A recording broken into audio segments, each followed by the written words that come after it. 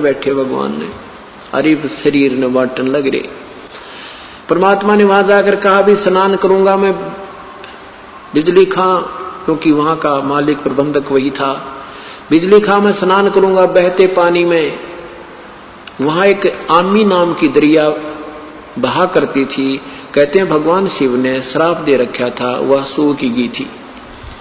बिजली खां पठान ने कहा कि प्रभु आपके स्नान के लिए बाहर से पानी मंगवाया है, यहाँ पानी कुएं का भी नहीं रहा अच्छा, और यह इसका दरिया भी सूखी पड़ी है प्रभु, इसमें जल नहीं है।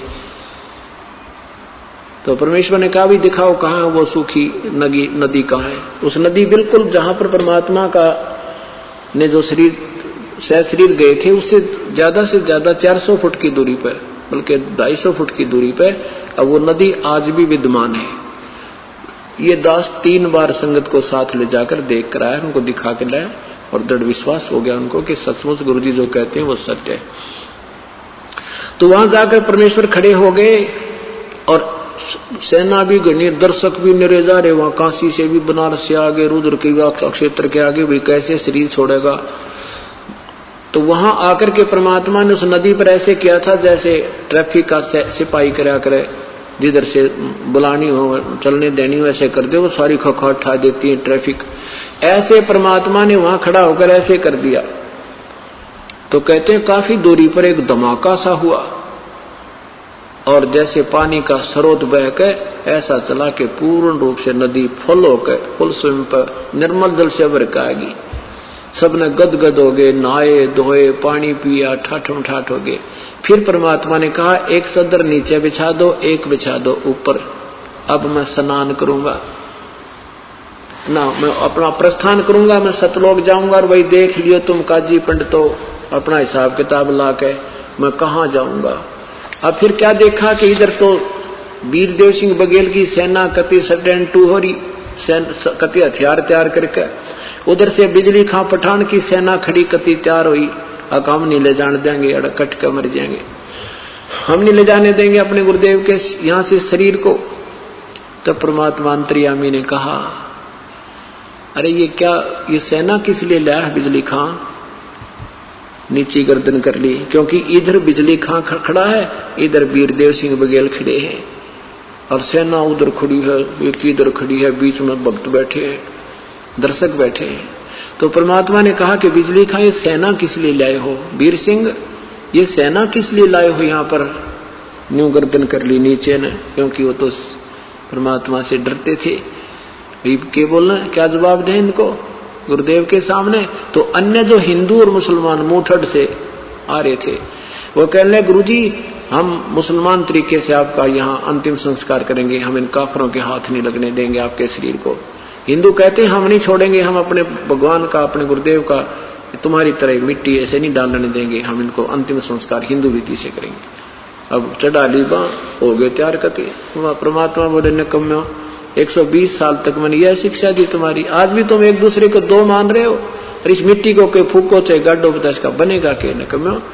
फिर सब शांत हो गए, क्योंकि वो तो उनसे परिचित थे कि परम शक्ति है। और कहा कि वे सुन लो मेरा ये अंतिम वचन समझो, मेरा आदेश है, ठीक है तुम नहीं मानते हो, मेरे शरीर के 2 टुकड़े कर देना। वैसे तो तुम्हें शरीर नहीं मिलेगा मेरा इसमें, फिर भी जो वस्तु मिले उसको आधी आधी कर लेना, पर ना जच्चा उनके शरीर ना मिल रहा करा, शरीर तो पावेगा। परमात्मा ने कहा कि ये मेरी बात मान लेना कि इसमें से आधे आधे वस्तु ले लेना, एक चदर में नीचे बिछाऊंगा, एक ऊपर ओढ़ूंगा, एक हिंदू ले लेना, एक मुसलमान ले लेना, और मेरा जो बीच में शरीर मिल रहा है तो उसने आधा आधा बांट लेना, पर तुम्हें 3 तलाक जाए आपस में लड़े होते। परमात्मा ने ऐसा कहकर के एक चदर नीचे बिछा दी, थोड़े थोड़े फूल वैसे सुगंधित से 2-2 इंच डाल दिए भक्तों ने, वो गुरुजी लेटेंगे, और उसके ऊपर लेट के एक चदर ऊपर ओढ़ ली। और थोड़ी देर, कुछ देर के बाद क्या देखा, आकाशवाणी हुई ऊपर तो, और कहा भी देख लो उस चदर के नीचे मेरा शरीर नहीं है, और मैं जा रहा हूं अपने सतलोक को, और प्रेम पूर्वक रहना बच्चों, तुम गलती बहुत कर गए, ऊपर देखा तो एक बहुत तेजों में शरीर, बहुत तेजों में जैसे प्रकाश का गोल प्रकाश जा रहा हो, क्योंकि दूर होने से वो शरीर ना दिख करके परमात्मा का, क्योंकि हमारी दृष्टि से हम उसके ओरिजिनल शरीर को देख भी नहीं सकते। सबने नो देखा वो गए भगवान। तो कहा कि देख लो वे तुम अपने जंतर मंत्र, अपने वेद कतेब खोल के, या जंत्री में कहा जा रहा हूं मैं, स्वर्ग से भी पार जा रहा हूं। उन्हें कहा मैं तुमको तो यहाँ पर गधा बनता मरने वाला।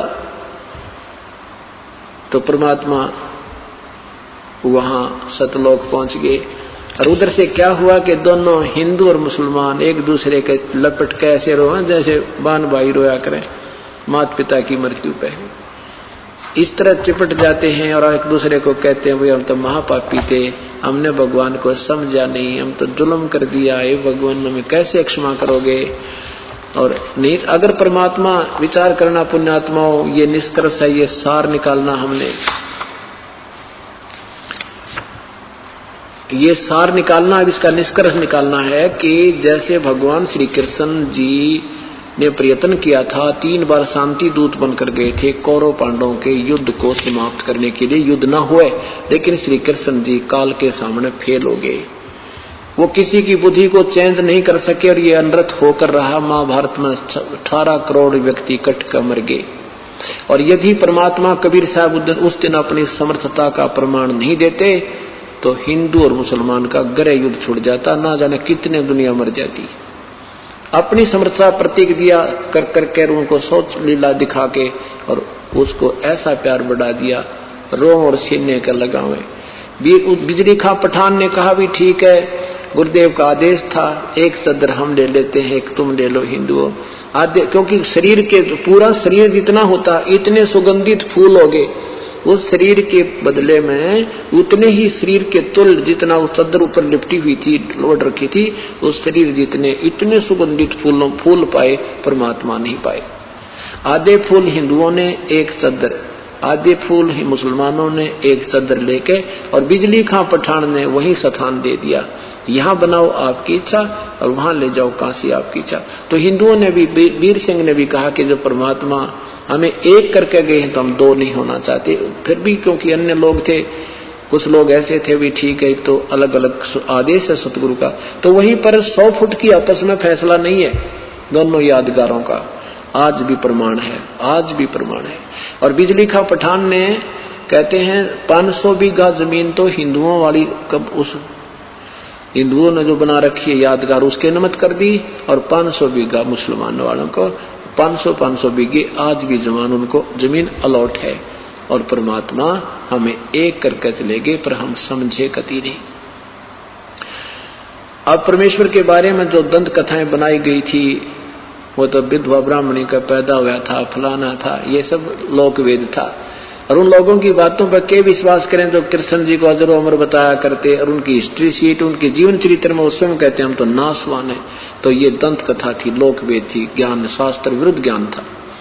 तो गरीबदास साहिब ने अपने परमात्मा के विषय में क्या बताया है कि नाम अगर पियाना सतगुरु की, नाम अगर पियाना सतगुरु की, नाम अगर पियाना हो, दोनों दीन चले संग जाके हिंदू मुसलमाना हो, दोनों दीन चले संग जाके हिंदू मुसलमाना हो। जब काशी से परमात्मा चले मगहर की तरफ, उस समय का एक अमर वाणी बोली है उन्होंने कि नाम अगर पियाना सतगुरु की, नाम अगर पियाना माने प्रस्थान, की नाम अगर पियाना सतगुरु की, नाम अगर पियाना हो, दोनों दीन चले संग जाके वो हिंदू मुसलमाना हो। मुक्ति खेत को छाड़ चले हैं तज काशी अस्थाना हो, मुक्ति खेत को छोड़ चले हैं तज काशी अस्थाना हो। साहसिक अंदर कदम लेते हैं, साहसिक अंदर कदम लेते हैं, बादशाही सुल्ताना हो, कि नाम अगर दोनों दीन संग चले संग जाके हिंदू मुसलमाना हो। दोनों दीन चले संग जाके हिंदू मुसलमाना हो। कीन्या मगर पियाना सतगुरु कीन्या मगर पियाना सतगुरु कीन्या मगर पियाना हो। दोनों दीन चले संग जाके हिंदू मुसलमाना हो। दोनों दीन चले संग जाके मुसलमाना हो। चार वेद के वक्ता संग हैं वो खोजी बड़े बयाना हो। सालग राम सुरत सेवे वो ज्ञान समुद्र दाना हो। सठ दर्शन जाके संग चाले वो गावत वाणी नाना हो। अपना अपना इष्ट संभाले वो बचे पोथी पाना हो। चादर फूल बिछाए सतगुरु जो देखे सकल जिहाना हो। चार दाग से रहत जुलती वो अवगत अलख अमाना हो। वीर सिंह बघेला करे बीनती वो बिजली खान पठाना हो। दो चादर बख्शीश करी है दीन्या यो परवाना हो। नूर नूर नूर निर्गुण पद मेला ये देख बहे हैराना हो। पद लो नीन बहे अविनाशी पाए न पाए पिंड न प्राना हो। शब्द स्वरूप साहेब साहेब सर्वंगी शब्द शब्द समाना हो। दास गरीब कबीर अरस में उसकी फर्क धवज निशाना हो। परमात्मा जब सतलोक वहां काशी से चले मगहर के लिए वहां का वर्णन किया है कि वहां उनके अपने अपने जादू जंत्र वाले पोथी पत्रे ले लेकर अपने अपने भगवानों के गुण गाते हुए जा रहे हैं। तो वहां जाकर देखा परमात्मा दो चादर बख्शीश करी है। दो चादर बख्शीश करी थी, ये बख्शीश दे दी तुम्हें, तुम प्यार की बख्शीश है तुम्हारे लिए। और दीन आयो परवाना हो, ये प्रमाण देगे कि मैं समर्थ हूं। पद लोलीन बहे अविनाशी अपने सतलोक को चले गए वो अविनाशी परमात्मा। और पाए पिंड न प्राणा हो, उनका कोई शरीर नहीं मिला। शब्द स्वरूप माने वो शब्द स्वरूपी राम, ये कबीर परमात्मा है।